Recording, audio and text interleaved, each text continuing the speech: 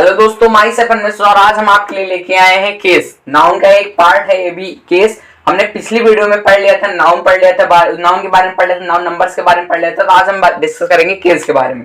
Case की जो हिंदी होती है वो कारक होती है, और जो कारक आपने हिंदी ग्रामर में पढ़ा होगा कि 8 प्रकार के होते हैं। तो हमें हिंदी से मतलब नहीं है, हमें पढ़ना है इंग्लिश में केस के बारे में। तो केस से आपके दिमाग में 2 वर्ड आ रहा होगा। एक आ रहा होगा पुलिस स्टेशन का FIR वाला केस, दूसरा आ रहा होगा हॉस्पिटल वाला केस। बोल रहे हो कुछ समझे नहीं आ रहा हो जो बोल रहे हैं, देखिए हम समझाते हैं। FIR का होता है, गांव में ज्यादातर मैटर्स बोले जाते हैं कि मैं तुम्हारे ऊपर केस कर दूंगा, FIR को बोलते हैं वो लोग। तो हमें इससे कोई मतलब नहीं है। दूसरा आता है हमारा हॉस्पिटल वाला। हमने बोला हॉस्पिटल का आता है जो पेशेंट रहता है, जैसे डॉक्टर बोलते हैं बहुत क्रिटिकल कंडीशन है, लेकिन इसको बहुत बोलते हैं बहुत सीरियस केस आया है या फिर बहुत नॉर्मल केस है, तो उस केस की हिंदी हो जाएगी जैसे अवस्था हो जाएगी या फिर हालात हो जाएगी। तो वहां पे जो रहता था पेशेंट की अवस्था और हालात के बारे में बताता था, लेकिन यहाँ पे ऊपर टॉपिक लिखा है नाउन केस। यहाँ पे नाउन की अवस्था और हालात बताएगा। कहाँ पे बताएगा? सेंटेंस में। किसी भी सेंटेंस में नाउन की अवस्था और हालात को बताता है, केस बताता है। तो इसके देखिए कितने काइंड्स हैं। इसके जो है मेनली 4 काइंड्स है, 4 काइंड से होते हैं। बचपन में आपने पढ़ा भी नहीं होगा, 1 से शुरू हो जाता है, टीचर वगैरह पढ़ाते नहीं है इसको। अभी आगे इसके बारे में डिस्कस करेंगे। पहला आ जाता है हमारा नॉमिनेटिव केस आ जाता है। नॉमिनेटिव केस को हम बोलते हैं सब्जेक्टिव भी।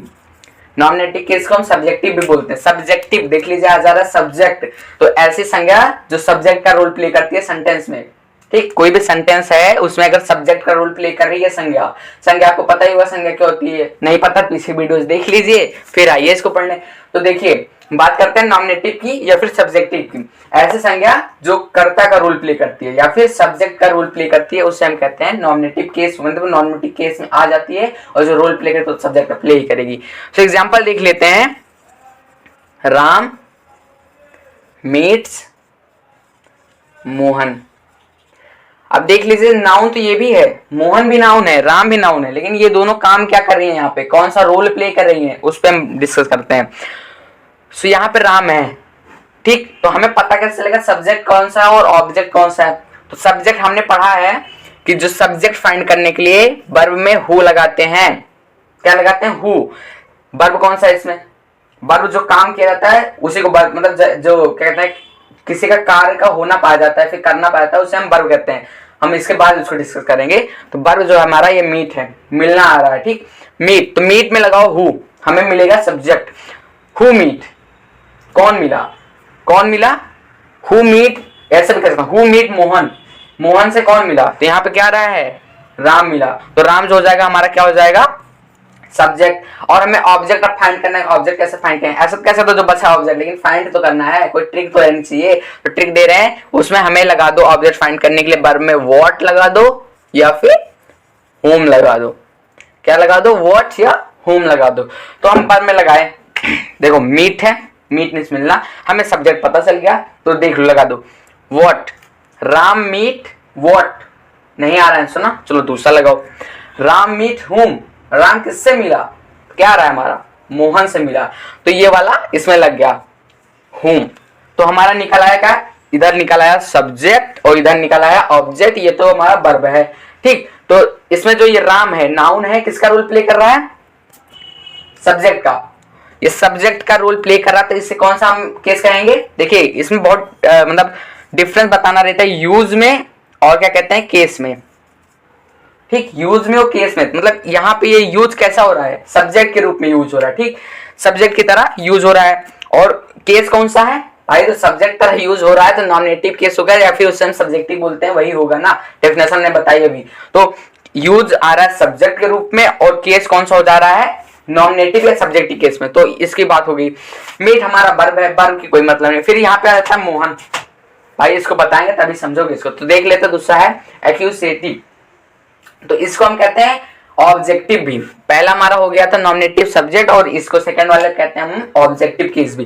तो ऑब्जेक्ट को हमने बताया भाई कि अगर ऑब्जेक्ट फाइंड करना है व्हाट लगा दो वर्ब में या होम लगा दो तो ऑब्जेक्ट निकालेगा। तो देखो हमने लगाया होम लगाया, व्हाट तो आंसर नहीं दे रहा था तो होम लगाया, होम का निकाल आया, मोहन निकाल आया, तो ऑब्जेक्ट ये आ गया, ठीक। यहाँ पे ये यूज किस लिए हो रहा है? ऑब्जेक्ट के लिए यूज हो रहा है, ऑब्जेक्ट के लिए। तो अगर ऑब्जेक्ट के लिए यूज हो रहा है तो कौन सा केस होगा? ये तो होगा नहीं, क्योंकि ये तो सब्जेक्ट का क्या कहते हैं रोल प्ले करता है, ठीक। और सब्जेक्टिव केस है तो ये होगा भाई साहब, क्योंकि ऑब्जेक्ट का रोल प्ले कर रहा है तो ऑब्जेक्टिव केस होगा, ठीक। तो आ गया भाई, इसका यूज आ गया सब्जेक्ट में, सब्जेक्टिव रूल सब्जेक्टिव केस में आ गया। ये तो वर्ब है, वर्ब ठीक है। ऑब्जेक्ट ये आ गया हमारा, तो ऑब्जेक्ट कहते हैं यूज आ गया इसका, और केस आ गया ऑब्जेक्टिव केस। ठीक, इतना समझ में आया आप लोगों को। फिर क्या कहते हैं ये, हाँ ऑब्जेक्टिव केस हो गया। लेकिन यहीं पे भी एक और आता है, राम गोज टू स्कूल। अब इसमें देखिए पहले क्या फाइंड करना है, पहले वाला क्या बोला हमने, सब्जेक्टिव। पहले सब्जेक्ट फाइंड कर लो, क्या आएगा बाबा सब्जेक्ट के लिए, सब्जेक्ट के लिए आएगा बाबा हु। ठीक, हु नहीं, हु का होगा कौन। तो इसमें क्या कहते हैं वर्ब में कौन लगाओ, वर्ब माई क्या है, गोज जाना, गोज माई वर्ब है, गोज में लगाओ हु, कौन गया, हु। देखो पहले सेंटेंस पढ़ो, Ram goes to school, Ram school जाता है। ठीक, तो अब इसको छोड़ो, गोज में लगाओ हु राम की जगह पे, तो हु गोज टू स्कूल, कौन स्कूल जाता है, क्या रहा है हमारा, राम स्कूल जाता है। सब्जेक्ट निकल गया भाई, चलो वर्ब निकल गया भाई। चलो टू पता है आपको क्या है, अभी पढ़े ही नहीं होंगे, पढ़े होगे हमसे नहीं पढ़ोगे। तो टू जो है वो प्रीपोजिशन है, उसको हम बात पीछे वीडियो में डिस्कस करेंगे। तो टू जो है हमारा प्रीपोजिशन है। चलो अब ये क्या है भाई साहब, स्कूल हमारा नाउन है, कौन सा नाउन है, कॉमन नाउन है, स्कूल हमारा कॉमन नाउन है। बट भाई बचपन से हमने पढ़ा है क्या आता है, सब्जेक्ट आएगा प्लस वर्ब आएगा प्लस ऑब्जेक्ट आएगा। ठीक, यही आ गया, फिर हेल्पिंग वर्ब भी इसमें आ जाता है। तो तुम लोग सोच रहे होगे भाई साहब ये हो गया सब्जेक्ट हमारा, ये हो गया वर्ब, मान लो ये हो गया हमारा ऑब्जेक्ट। ऐसे करोगे तो ये गलत हो जाएगा। ठीक, काहे लिए गलत हो जाएगा, देखो राम सब्जेक्ट है ये सही है, गोज वर्ब है ये भी सही है, टू प्रीपोजिशन ये भी सही है, स्कूल का है हमारा। चलो ठीक है, मान लो हमने ये फाइंड कर लिया, वो ऑब्जेक्ट फाइंड करना है। ऑब्जेक्ट लिए हमने बोला था क्या, व्हाट हुम, क्रिया वर्ब में लगाओ, Ram goes to what, Ram क्या गया नहीं निकल रहा है, home, Ram goes to home, किसने गया, राम किससे गया नहीं निकल रहा है।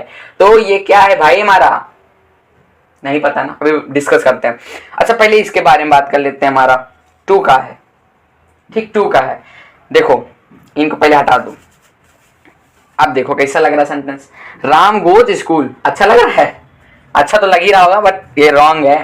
शायद तुमने बचपन से हम सबने पढ़ा है, टू लगेगा भाई, प्रीपोजिशन लगेगा।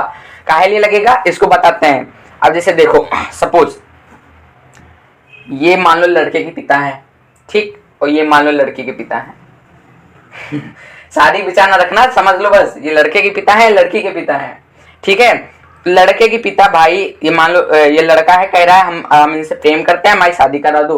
वो लड़की का पिता मान लो राजी है, कह रहा है ठीक है भाई करा दो। लेकिन ये जो लड़के के पिता है ये खड़ूस है, वो कह रहा है हम नहीं कराएंगे, हमारा मेल ही नहीं खाएगा उससे, ये कह रहा है हम शादी कराएंगे ही नहीं।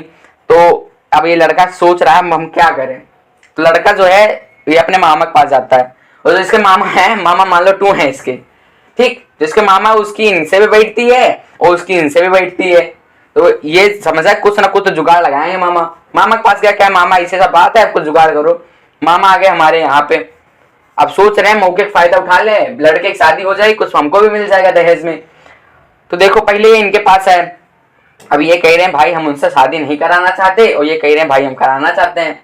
तो देखो मामा दोनों लोगों को समझाए, इनको समझाना ही नहीं था, कहे तो हाँ राजी है, इनको समझाए, कुछ पैसे वैसे लालच देकर समझाए तो राजी हो गए।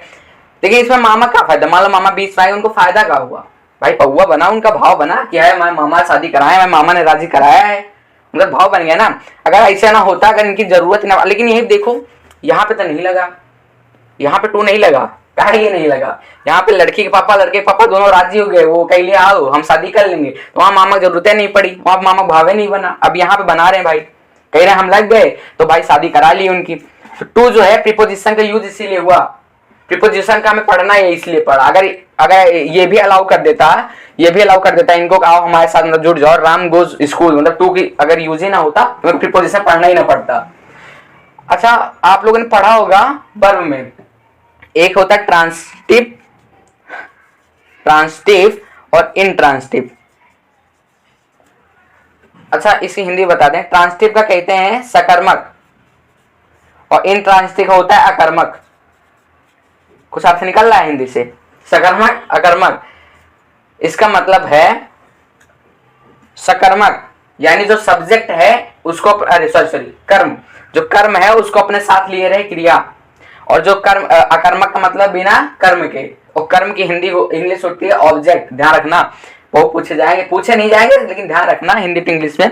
सकर्मक हो गया हमारा, अकर्मक हो गया, तो सकर्मक की हिंदी सकर्मक होता है कर्म के साथ यानी ऑब्जेक्ट के साथ, ऐसी मतलब सेंटेंस में ऑब्जेक्ट के साथ, ऑब्जेक्ट रहे क्रिया के बाद, इसमें है ये वर्ब है भाई, वर्ब के बाद क्या है हमारा ऑब्जेक्ट है। फिर दूसरा आता है हमारा अकर्मक, ये तो वर्ब है लेकिन क्या नहीं है, ऑब्जेक्ट नहीं है, ऑब्जेक्ट, अच्छा सॉरी हम बताना भूल गए आप लोगों को इसका मतलब क्या है।